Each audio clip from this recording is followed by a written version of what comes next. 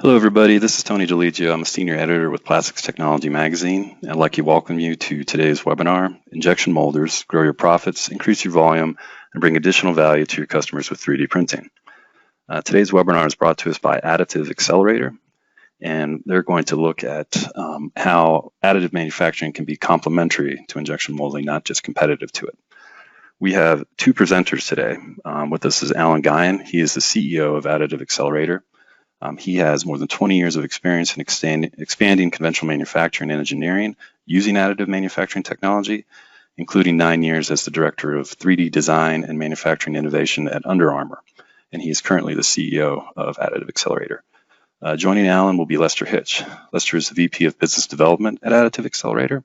He has more than 20 years of technical and sales experience in additive manufacturing and application development, including work for 14 years with the Department of Defense as part of their advanced additive manufacturing facility, and also with Lifecycle Solutions as a sales team at EOS North America.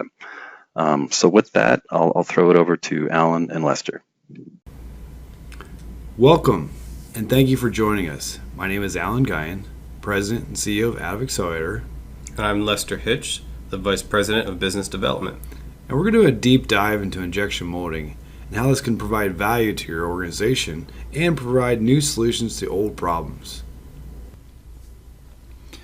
Throughout this presentation, we'll be covering the following: an introduction to Additive Accelerator, Additive Manufacturing 3D Printing 101, some of the key applications currently driving 3D printing in the market, some of the injection tooling unlocks by using additive manufacturing, a highlight of the materials being used, some of the key benefits of using conformal cooling channels versus traditional cooling channels, the on-demand tooling production approach, the COVID-19 response, some of the future customer outlook, and the overall value proposition. We are located in Baltimore, Maryland, in very close proximity to the BWI airport. We have assembled a team of industry leaders with over 40 years combined experience in aligning manufacturing technology with product speed and market readiness.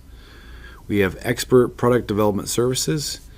We can help you visualize your factory of the future, and we have strategic knowledge of building out robust 3D printing supply chains for mass customization and scalability. We have engineering workspaces, a 3D printing development lab, testing facilities, and of course industrial design and advanced 3D modeling techniques. How we work with customers is we look at the product application first and the problems they're trying to solve. By identifying these workflows, we can start selecting out the proper technology and the materials paired with that technology and what is available. And then we develop a robust system that can be scalable and transferable to multiple locations as a modular manufacturing approach. We look at this as the integrated system for your application needs. For those of you new to 3D printing, the next few slides will help define the technology and highlight some applications where it is seeing the most impacts. So what is additive manufacturing, or 3D printing? It's the action or process of making a physical object from a three-dimensional digital model, typically by laying down many thin layers of material in a succession. If we look at this more graphically, it starts with an idea. You take that idea, turn it into a 3D model. From that 3D model, you have to slice it so that it can be interpreted by the 3D printer. Within the 3D printer, there's various options here in the market, but generally layers are laid down one after the other until a 3D part is represented. And then you take that part out and you do some form of post-processing, but in the end, however you choose to do that, you have a functioning capability here. In my opinion, it will change the manufacturing landscape as we know it. It will unlock new solutions to existing products and make our current product solutions obsolete. In this example, we have a 3D printed metal part which features a lot of added complexity. And it's one of 3D printing's most common repeated taglines: complexity is free. This part is also the result of component reduction, going from many individual components down to one. This is also a great opportunity to eliminate points of failure between components. This process reduces the engineering and manufacturing process and focuses it into a more streamlined workflow. This razor handle is a great example of leveraging 3D printing to customize an existing product line where the standard handle is made traditionally through injection molding. In this case, a variety of unique handle designs could be made available to be sold direct to consumer or used for unique branding segments in a business-to-business market. Unknown to many consumers of this product, the invisible liners for teeth straightening is a product of 3D printing. Unique molds, often more than one as they move through the adjustment range, are created for each patient. Instead of one mold for a million parts, they're printing millions of molds for one part. Footwear represents a growing market opportunity for 3D printing. For most companies, the goal is to achieve 1% market volume with 3D printed offerings. The idea here being able to offer unique designs with specialized cushioning or rebound characteristics. To put that 1% into perspective, for some brands that could be as many as 100,000 to 1 million pairs per year. So this represents the opportunity for the future. We have a 3D printed car with all sorts of unique design and sophisticated complexity. This is a goalpost for the collective industries. We're not here today, but as everyone pushes the boundaries, it offers a glimpse at what is possible. And we'll speak more to this point later. So after hearing all that stuff, you probably feel a little bit like a fish out of water. Well, we're here to help bridge that gap. So here's the deep dive into AM tooling and how conformal cooling channels benefits that process. We did want to kind of build up to this process and show you all the stuff that's happening in the community, along with how this can help accelerate your current position in the market. Here we have a section tool that you're probably accustomed to seeing, but with some more unique advancements done to it. This is complements of topology. Basically what we have here is an internal conformal cooling lattice infill. And what this does is allow heat to escape, similar to a heat exchanger, but also allow water to flow through this thing and cool the mold surface. So basically, looking at this as a holistical view, you can have multiple versions of lattice infills to serve your characteristic or optimized needs for your part geometry. In the next slide, I'll show a little bit more about how this works. So from start one, your traditional mold cavity is a solid block of material. As you move through your design space, we'll actually take this space and define it for your lightweighting or conformal cooling. Here we're showing lattice, but you could also have conformal cooling channels that are based off the part geometry offset. When considering materials for 3D printing injection molds, we have both polymers and metals. And here we have two examples we'd like to highlight for plastics. The first mold in orange is a ceramic reinforced resin. It offers improved strength and thermal resistance. It is a great cost alternative to aluminum molds and should be good for about 50 to 1,000 or more shots. The green mold, a high temp ABS, is another level of cost savings and is best for lower volume shots between 50 to 100. In both cases, these are great for the fast turn prototyping of mold and part design and can represent a 50 to 70% cost reduction versus aluminum. On the metal application side, you can see on the top right how they've basically done a few different things here. One is they've infilled this tool with lattice to make it lightweight, but they've also optimized the amount of parts for the geometry. So this is taking multiple assemblies and incorporated into one final part. Instead of doing a step-by-step machining process where you had to make multiple pieces to make one solution for your mold cavity, now they've basically integrated into like one part or one print. The unique advantage of this is reducing your assemblies, reducing the time it takes to get your first shot, increasing your production value for your customer, and again, turning around demand quicker for your customer base. The bottom image outlines or illustrates using an existing part and then being able to add on to that part. So basically it's a existing machine part and then somebody has actually 3D printed on top of it. So the dark brown section is actually a printed component to the existing part. And this allows more complexity but also quick turnaround times to get you back and running. And the other unique advantage is it saves time. So machining reduces the waste of machining all those different parts or machining it down to get to a certain feature, or if you need to make some changes along the way, you can actually add this piece as a secondary operation and optimize your tooling performance. The one more point I'd like to add on this slide here is the polymer applications are really great at being representative of more of a cost value alternative to your traditional processes. Whereas when we look at the metal applications, they're more of a high performance value opportunity for your current operations. That's right. The metal applications are not necessarily going to be cheaper for your organization. However, they will be faster to get your first production shot. And they'll be more closely to what you're already used to as far as using materials or metals in your current molding process.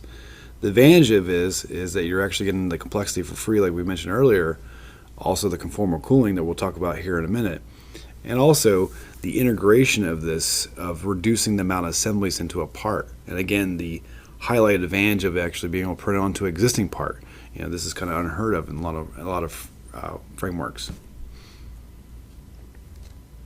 Presented here is a great example of a beginning to end application of conformal cooling with 3D printed mold inserts. Conformal cooling is important to plastic injection molding because the materials and process require uniform heating and cooling for part quality and throughput efficiency. With 3D printing, the conforming cooling channels can be more easily dispersed throughout the part core and applied to harder to reach areas which may be more critical in the mold design. As you can see in this thermal image, the cooling channels in this example provide for a nice homogeneous surface temperature. Here in the middle, you see the 3D printed part welded to a subtractive manufactured component that allows for easy integration into the mold. You only need the complexity and advancement in the area where it is important. This saves you time and material in both the subtractive machining process as well as the additive manufacturing process. In the last picture, you see the complete interface of the 3D printed parts and the final injection molded product. Again, the benefits here being that you can achieve minimal thermal gradient in your parts, improve part quality, see faster cycle rates, and improve tool use. Yes, this also reduces the warpage and shrinks. A lot of times I've heard engineers say, I wish I could figure out how to solve this problem. The traditional machining techniques or additional steps may not help solve them, where on the printing side, it actually may unlock them. It may solve those problems and bring new solutions to those existing problems. The other unique advantage of having a printed tool versus a machine tool is you can optimize the part geometry across the whole cavity spectrum. We're going to cover that here in a few minutes. But the idea is that you could actually have individual parts that are a little bit different in size. This will help balance your tool out. And again, there's no restrictions that you would normally have with traditional machining bits or end mills when it comes to making this cavity.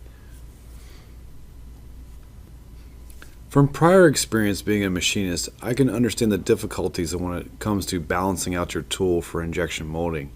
By optimizing the cavities, by making the part geometry just a slightly different size, can be a very hard task for a machinist, and especially for an engineer trying to classify how to make those parts. But with 3D printing and using your FEA or simulation software, you can quickly understand how to balance this tool out, but also where to make those changes at when it comes to thermal properties and mold flow analysis. By optimizing the mold inserts, customers can get their tools faster, and you can be more reliable on what you produce as quality parts. In this example, we're going to highlight conventional machining cooling channels versus 3D printing cooling channels. As you can see from the far left, we have these straight lines indicated in red, typically done by a drill bit or an end mill or a slot. And you can see on the bottom left the heat difference of that surface temperature on that top surface. This is definitely going to create inconsistencies in your part geometry.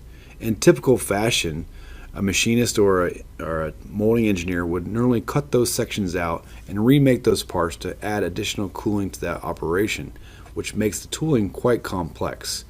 With 3D printing, you can literally do the offset off the surface, create your own conformal cooling channels, and get a better consistent surface temperature as shown in the bottom right. This should allow to have better sinks, better part geometry, more stability on your repeatability, less tool wear, faster cycle times, and overall improve your efficiency of tooling. Again, this does reduce assemblies and operations when it creates making this tool. With respect to on-demand tooling, 3D printing allows for results in hours or days, not weeks and months. Below are two examples where the high-temp plastics can be used to more effectively evaluate mold and part designs or produce low-volume runs with an improved cost advantage. Examples like we see here can go from digital to print to shot within 24 hours, and this ability continues through iteration changes as well. And as you can see on the right, they basically printed all the components of the tool in one print, so one build.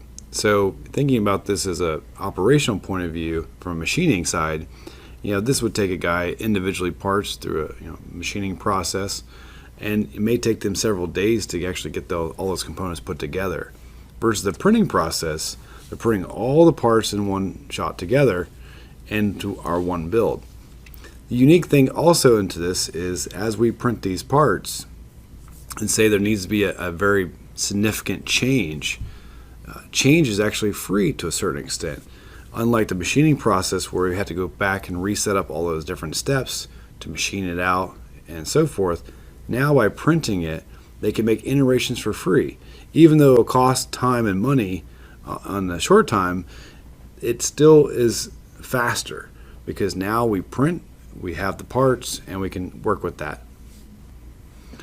A couple more things to highlight on this tool is there still require post-process treatment to these 3D printed parts. As the parts come off the machine, they have a cast-like feel to it. But it does make the machining process or bench work much simpler. They can skim these tools. They're not actually carving out or hogging out all the material for a big cavity. They're actually just lightly dusting the surfaces. And in some instances, the bench tech could simply polish these tools to the desired finish they need for their molding application. It makes it a much easier and faster and more effective solution for the long-term production needs that you have. Since we're all facing this current pandemic of COVID-19, I thought it'd be a good example to showcase in this webinar some of the things that we're currently combating through the community of injection molding and 3D printing, and how those two industries are actually combining forces to make more and more solutions to protect our citizens and our teammates. So yeah, in a time of global crisis, companies that were already utilizing 3D printing equipment were able to provide immediate assistance for sudden high-demand products, and others were able to more rapidly adjust their manufacturing services to accommodate new customers that were locked out from their regular supply chain. If we look here on the left, in an instance of PPE production shifting away from direct 3D printing, Catalyst Additive Tooling has produced a 3D printed injection mold that is being used to produce headbands for face shields. The metal tool went from design to production in about 2 weeks. The company says it will be able to produce more than 50,000 headbands within a 3-week time frame. Insinova of Italy reverse engineered and 3D printed new ventilator valves for local Italian hospitals to respond to a supply shortage. And then here on the left, we have an example from Origin, a San Francisco company. It's one of a handful of companies that has developed and mass-produced a 3D printed testing swab. This was in direct response to a lack of conventional swabs, which were only produced by a select few companies around the globe and were rapidly depleted as countries around the world sought to test their populations for COVID-19. These were some early examples, and as time went on, similar stories of 3D printing being leveraged to respond to coronavirus supply crises have spread, from local hobbyists to big OEM companies like Ford. So while 3D printing can be adopted for a specific business opportunity like plastic injection molding, it provides an agile manufacturing solution that can strengthen your business as well. Yeah, the combined forces of injection molding and 3D printing will continue to grow and foster new relationships in the future, but also will help accelerate products market to the offering. So customers and suppliers will be able to get their stuff faster.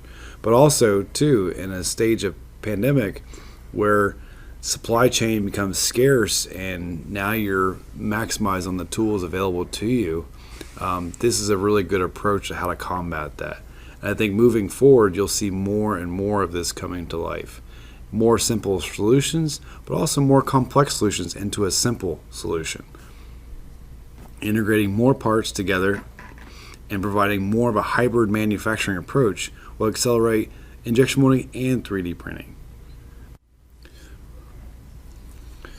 As we look at the landscape for new opportunities or new markets that you can play in with injection molding or 3D printing, the EV market or electric car industry is representing a very small 5% total market volume. However, it is increasing and demand has been high. Electrical connectors and unique hardware solutions are the new drivers for this market. And also with the jigs and fixtures and customized panels for these unique car solutions are going to be the new wave of the new future. Playing in this field will require a handful of applications or application solutions, which may include injection molding or a hybrid approach of injection molding and also 3D printing tooling. And again, as we highlighted before, 3D printing or 3D printing with conformal cooling channels will unlock new engineering solutions to these complex organic problems. As we see here in this example with this really far out grill option and also some of the body paneling options, these may be extremely difficult with traditional manufacturing techniques, and in achieving these very organic shapes may be very challenging for your organization.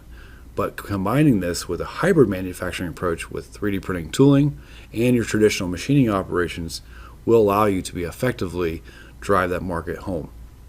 And again, as the EV market, along with the other transportation devices that use battery technology, I can see this being a very profitable business case for you or diversifying your portfolio in the future. So what does the value opportunity of 3D printing look like? Well, if we look at the growth of the plastics industry represented in the bottom, from the 80s we see that the market has grown from about 100 million metric tons to about 400 million metric tons today. Despite this growth, we're beginning to see a flattening. If we look ahead to the next 4 years or so, we only see about a 5% annual growth rate year over year. And most of that focus is in the APAC Asia region alone. Comparatively, if you look at the opportunity in 3D printing, the market is seeing about a 28% growth year over year, and here in North America, we represent a more evenly dispersed third of the market. Looking more closely at the material side of the discussion, the plastic industry as a whole is continually under fire as increasing environmental concerns are raised about plastics dominance in our waste streams, whereas 3D printing has been identified as a more economical method to produce plastic components while reducing waste streams. As Lester outlined, this is a very disruptive and growing market. As you can see from 2018, it's about a $9.8 billion industry. As we grow into projected of 2024, it's $35.5 billion. That's almost a $25 billion growth cap over 6 years. There's not a lot of industries that you're seeing this type of growth or disruption. And as we're seeing more and more material solutions provide more and more final solutions for part geometries and application needs, and also the technology is slowly maturing to that state of mass manufacturing. And I think this is a good highlight slide too, where the value proposition to your organization, why you would adopt 3D printing into your supply chain is very valuable. Again, you're seeing the growth ratios here, you're seeing the numbers black and white, but also we're seeing the results of these products too. The parts are becoming more intelligent, more complex, and more efficient for the end solutions. I can see this only growing more and more in the future, as we said before.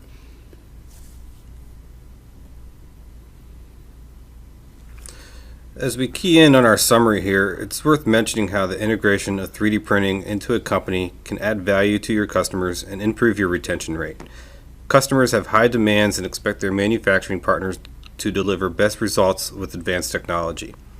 Leveraging 3D printing is like waving a banner outside of your facility, telling the world that you're using the most advanced technology and methods.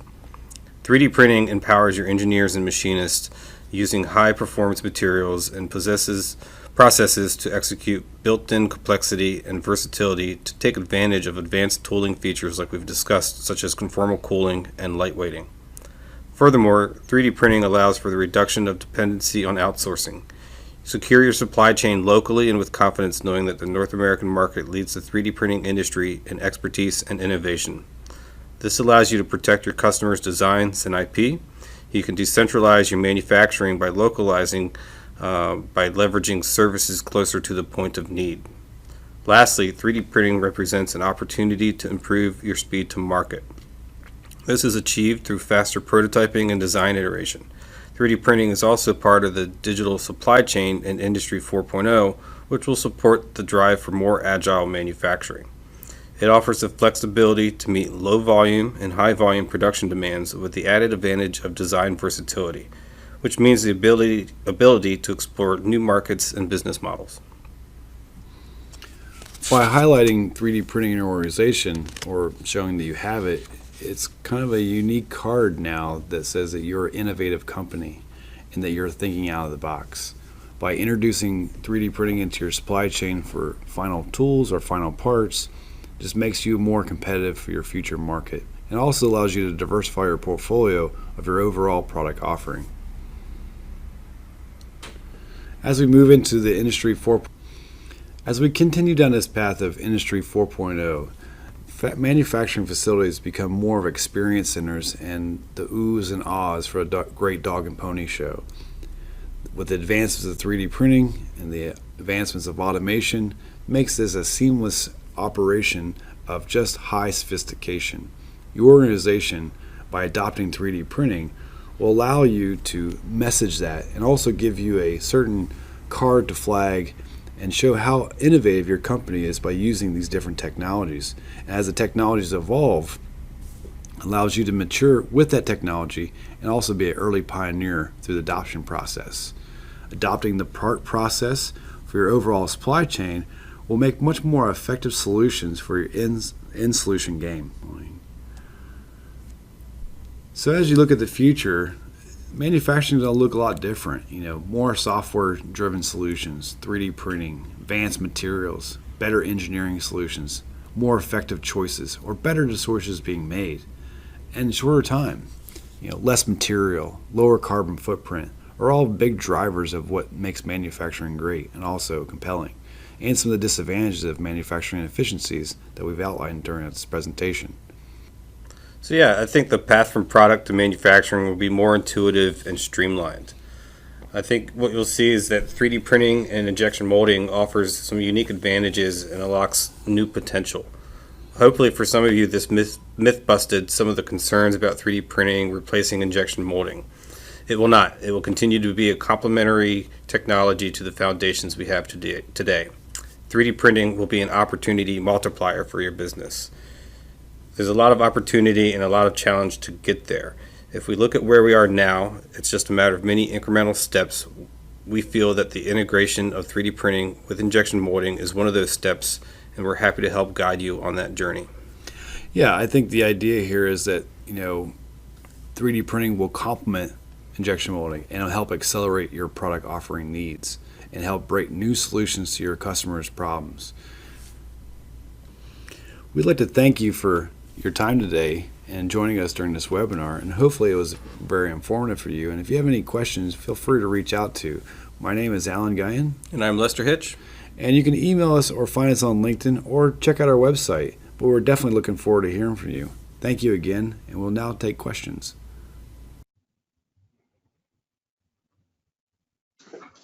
Excellent. Thank you, gentlemen, for that excellent presentation. We're going to go ahead and get started with some questions. Can remind our attendees that you can use the webinar interface to type in questions as you see, as they come to you or as you want to ask them. We already have a couple, so I'll jump right in with those. First off, for new adopters of 3D printing and mold making, what type of learning curve should you expect trying to get into this technology? Yeah, so just like any new technology, there's certainly a learning curve to account for. Whether it's a metal process or a plastics process, injection molder should find some comforts in the similarities of working with the materials and machine centers.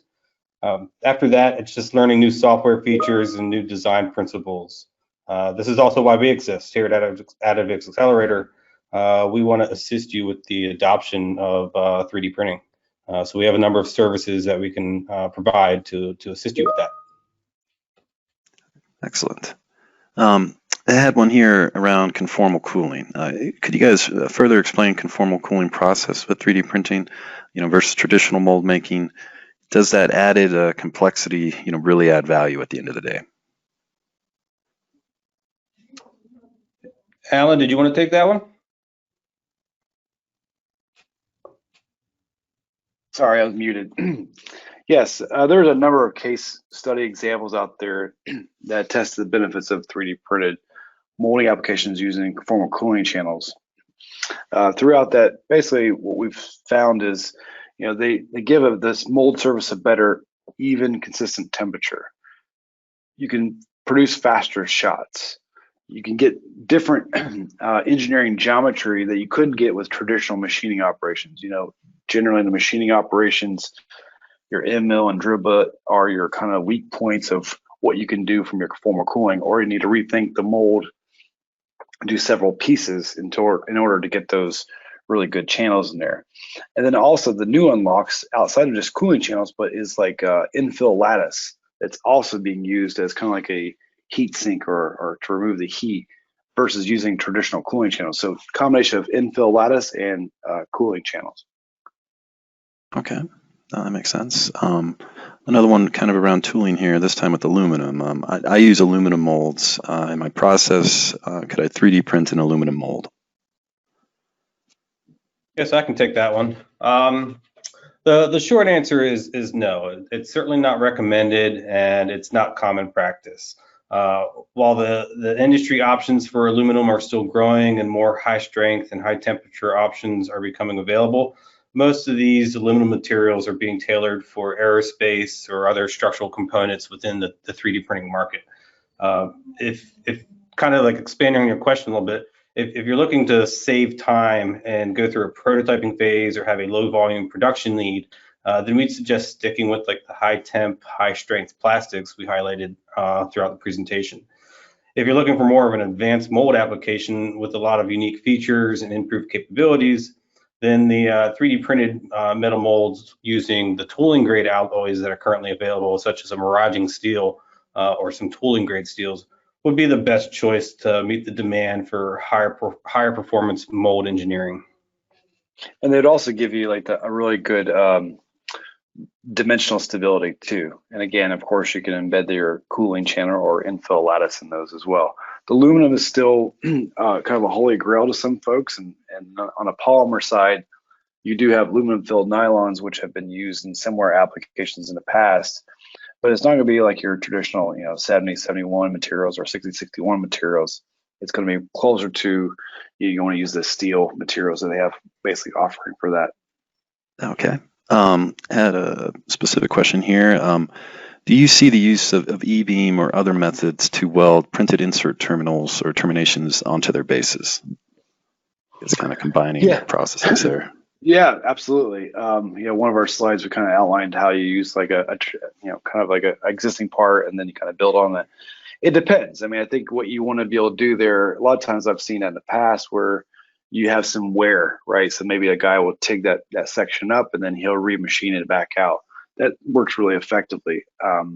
So if you did the same process through the EBM stuff, I would just say if you have a lot of room to machine, if you have the cleanup process, generally the different layers of that process have a little bit of kind of a negative void in there. And if you could skim it and clean it up in your final geometry, then sure, I think it could work out really well. Again, building on an existing part is a really huge advantage of where we were before. We had to start from scratch. Now we have an existing part. We're kind of building on that, especially if it needs to change a little bit for geometry wise or dimension stability.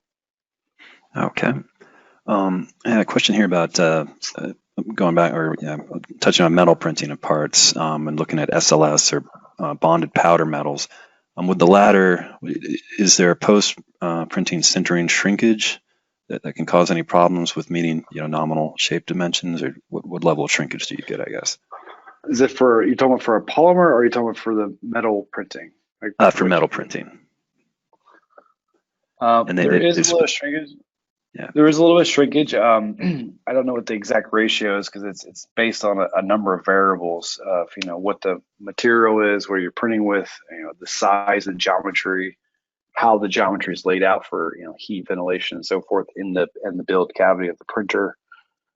You want to add anything to that, Lester? Yeah, I just think overall, the shortest answer is there is some shrinkage to account for with the binder metal processes, and as Alan mentioned, it can be very geometry dependent, and just like the beam process, there is a little bit of void and porosity to manage with that capability as well. And not to mention that the oven cycles for a lot of that post-processing can be quite long. So yeah, controlling shrinkage and warp in general with that process, while the technology has gotten sophisticated, it is still a factor to be managed.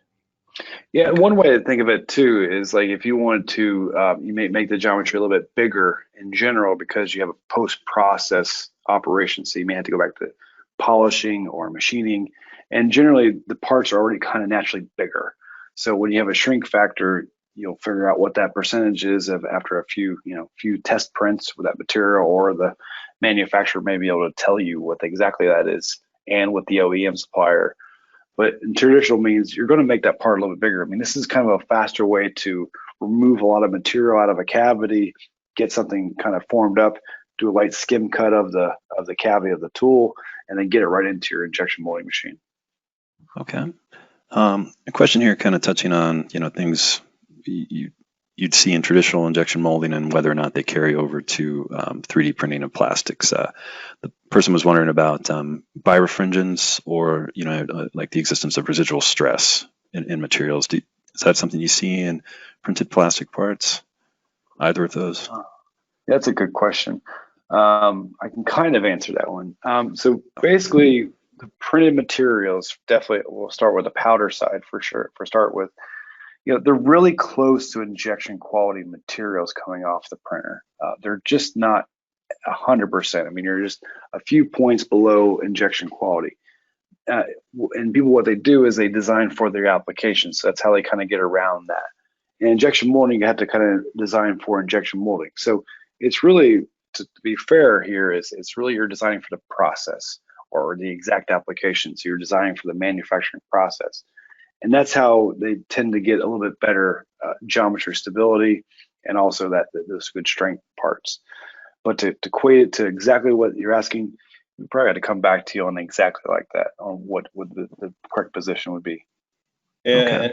My experience, I can say that in terms of residual stress, so if you're 3D printing a plastic part directly, it's not common to have residual stress. A lot of the plastic 3D printing processes, they're not under pressure like injection molding, so you don't have that added element impacting the part geometry.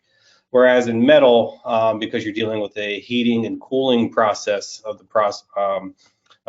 3D printing capability, there's definitely some stress and work factor to be managed as you kind of post-process your parts. And to add to that too, one quick thing to add to that is porosity. So traditional, metal making, you'll get tons of, a little bit of porosity in your tool. And if you machine a part for a long time, you may see that little air pocket in there. That was how they smell the metal. Well, in printing process, there is no porosity. I mean, if there's a bad porosity, the part would fail. It would be a good centered layer. So they would just, naturally discard it. So there is that kind of thing that, zero porosity is for free. Gotcha. Okay. Next question's kind of broad, but it might be a good way to kind of frame, some kind of 30,000 foot view of looking at this. But they were wondering, what points do you suggest to keep in mind when buying a 3D printer? I guess maybe somebody who's totally new to it. I know there's obviously different. Yeah. Yeah, there's a lot to take in right now, especially if you're brand new to the industry of 3D printing. You can really get caught up in the hype curve for sure. What's achievable, what's non-achievable, and then I would ask yourself, what are your goals? Do you want to use this as a prototyping tool or a production tool? And production can actually be in short-run production or long-run production. As far as metal and polymer, there's two different gigantic price points. Polymer is going to be a little bit more cheaper. Metals be going much more expensive. but you're going to get two different applications that are, that will work in their own fields, but very vastly different as far as what they offer. So it's a natural reason why they're more expensive. But what I would advise a lot of folks to do is, have a set budget of what you're willing to invest into this technology.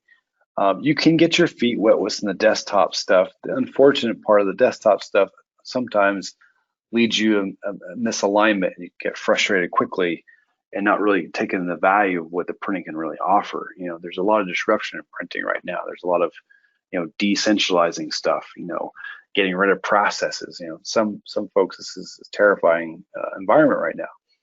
But I would stress that this is an evolving environment right now, and you should watch the market and read some of the blogs and see what people are doing, but try to put a little filter on it of the hype curve. Can you print everything in all one shot? It's not how products are made, right? They're made in a lot of assemblies. So, it's best to take parts of your final part or product and select what would be printed or what would be substitute for printing. And when it comes to the tooling aspect, what challenge are you having with your current customers? I mean, we talked to a customer that had soap bottle lids, and it was like a 20 cavity tool, and these were all different size tools for that cavity. Now, machining, that'd be kind of difficult. For this process, you can really embed that in there, that complexity, for free. So, gotcha. This question has actually come from a 3D printing service bureau, but with an eye towards injection molding. They were wondering what materials would their local injection molders want them to be able to print in. Is there do you see a prevalence of certain materials? I guess obviously it's some of the engineering stuff, or what would you tell those folks? Probably don't have all the context of the question here, but if they're in terms of the mold material, I think you'll find most service providers for injection molding, or even from the 3D printing perspective, that are supporting plastic injection molding, they're going to be working with the metal side of the technology. And there's a few tooling grade steels that are out there. There's between all the different manufacturers, there's constantly more materials being developed. It's a new process, so it's one of those things you got to keep a pulse on and see what's coming out from each manufacturer, and see who's adopting what and how they're applying it. But generally, you're looking at tooling grade steels. A real popular one in the industry is a miraging steel, also known as MS1. It was developed by EOS for their direct metal laser sintering M290 platforms. And it's just a great, high hardness steel. I think I saw a press release earlier that they've come out with a new version as well, which offers different advantages. And actually, I would add to that too. And so, same on the polymer side. So sometimes urethane casting is the first phase of selecting your injection molding tool. So urethane casting has been quite popular in recent years because it's just a quick way of getting an injection type quality part that's got those high details that you desire. So sometimes you'll see guys printing out polymer tools and from a range of technologies, and then using that as a casting mechanism, and then kind of building that out, and that's helping them select their final geometry, which would be the steel tool. Okay. I had a question here about the ability to print optical parts. Is that something you guys have seen yet? Yeah, optical parts are, you mean something like something you're going to shine light through, or magnification? I would think so. Yeah, maybe even. I know a big one in injection molding right now is like the lenses or the housings for like headlights, like automotive. Yeah. It's kind of a yes and no. So it's kind of like in the basic stage right now. So how they're achieving that is that, yes, they're printing these optical parts. They're doing some creative stuff inside the part that gives it a little bit more extra flair, but then the polishing techniques they're doing at the very end is giving that kind of optical feel. There is a few people doing some completely different technology in printing where they're basically vapor transferring to a surface, and that surface is layered up by layer, gives you a little bit different kind of optics. but technically the real answer, like one-to-one from injection lens to that, is probably a no yet. But I could see that coming in the future, though, for sure. Yeah, and I'll expand on that a little bit more. I think particular to plastics, and when you're looking at direct to print options, the chase for optical clarity is always there. Different technologies are better at it than others when combined with certain materials. For instance, most of your resin 3D printers, SLA, DLP, they do pretty well at the optical clear, where Alan said you might only need to give it some wet sanding or a spray of clear gloss paint to get something pretty clear for kind of a passing test. But when it comes to true optical clarity and a 3D printed application, you're going to be working with a metal mold, and at that point, it's just like any other metal mold process. You're going to have to put that finish into your surface detail to get that optical clarity. Gotcha. I had another question here, kind of taking a broader view, but this individual was wondering, who do you see as the end user for a 3D printer? Are service bureaus partnering with traditional mold makers, or are they taking the lead on tool manufacturing? Do you see molders using a 3D printer for low volume production parts, or are molders, outsourcing to a service bureau? I mean, I guess, traditionally you kind of had, you had kind of the service bureaus at the start of this, and it seems like maybe molders are taking more of this on their own in-house, or I guess what do you guys see? It's a bit tricky. So typically, service bureaus were kind of created, to prototype parts for people. It was like the middle gap between machine shops and injection molding shops, right? And you had these guys in the middle. And then now injection molders are adopting their technology too. But the unfortunate part, they're not fully brought to speed of being and 3D printing for 20 years. So there's a small learning curve that they're adopting. But I could definitely see where an injection molding shop would have a bank of 3D printers in the front of their facility. As they bring customers through, they're making these parts right there, getting an inspection, getting a visualization before they go to steel or before they even cut steel. Even just before they cut steel, I could see that as a major win for those and second guessing themselves. So broad market, I would see maybe in the early portion of their adoption that they use some service bureaus, and then as they feel more and more comfortable with using the technology, I could see them definitely bringing some of that stuff in house, without a doubt. Yeah. Okay. This individual was wondering about, would you see any kind of deformation occurring when you're using conformal cooling compared to conventional? And I'm not sure if they mean like on the cavity surface or maybe on the part, or I guess maybe in both. Yeah, so sometimes there's a lot of limitations on what you can do with your drill bit, right? And your drill bit can only go in there so far and so deep and so forth, and before something breaks or snaps off. So with doing the conformal, you're basically offset right off the geometry. So if you had a kind of a very organic shape, with some 3 degrees draft, you may have a cooling surface that follows that entire profile. Versus some of the machining steps, you may not achieve that because you have the limitations of how the machine works without taking all the material away. But what we've seen is with more consistent surface temperature, yields better parts. And in some instances, it actually unlocks new tools. So where you was having trouble with some sinks in prior history is probably because the conversion of heat in that area. So maybe one side was quite hot and one side was a little chilled. I mean, it could just be a few degrees, but at that fast cycle time, it's definitely a different different operation and also a different result of that product. So conformal cooling is going to definitely give you a more consistent cooling. And then again, what I think the best part of the conformal cooling is it may unlock new opportunities for you to try more difficult geometry they had within the past, but also maybe make more consistent geometry, more repeatability, maybe a little bit less wear and tear on your tool. That one is my opinion on the last one about the wear and tear, but I would think if it's more consistent, it would be a little bit better on your tool. Mm-hmm. Another kind of high-level question here, but probably a good one for the injection molders in the audience.